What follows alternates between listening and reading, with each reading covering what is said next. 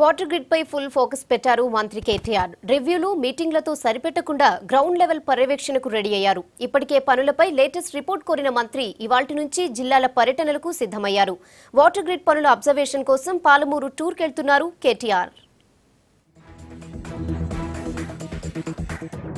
రివ్యూలతో సరిపోదు. హైదరాబాద్ లో మీటింగ్లు పెడితే పనులు కావు.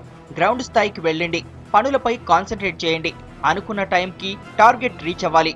ఇది వాటర్ గ్రిడ్ పై అధికారులకు సర్కార్ ఇచ్చిన స్ట్రిక్ట్ ఆర్డర్. రీసెంట్ గా గ్రిడ్ పనులపై సమీక్ష నిర్వహించిన మంత్రి కేటీఆర్ అధికారుల నుంచి లేటెస్ట్ రిపోర్ట్ కోరారు. పనులు ఎలా జరుగుతున్నాయి, ఎక్కడి వరకు వచ్చాయి, ఎంతవరకు పూర్తయ్యాయి అన్న విషయాలపై క్లియర్ పిక్చర్ కావాలని ఆదేశించారు.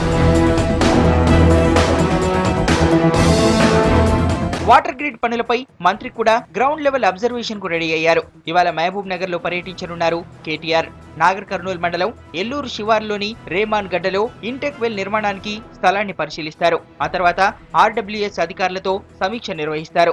కొల్లాపూర్ నియోజకవర్గంలో కోట్లాది రూపాయల అభివృద్ధి పనులకు శంకుస్థాపన చేస్తారు. రేపు వరంగల్, 29న ఖమ్మం జిల్లా, ఇలా రోజుకో జిల్లాలో పర్యటించనున్నారు.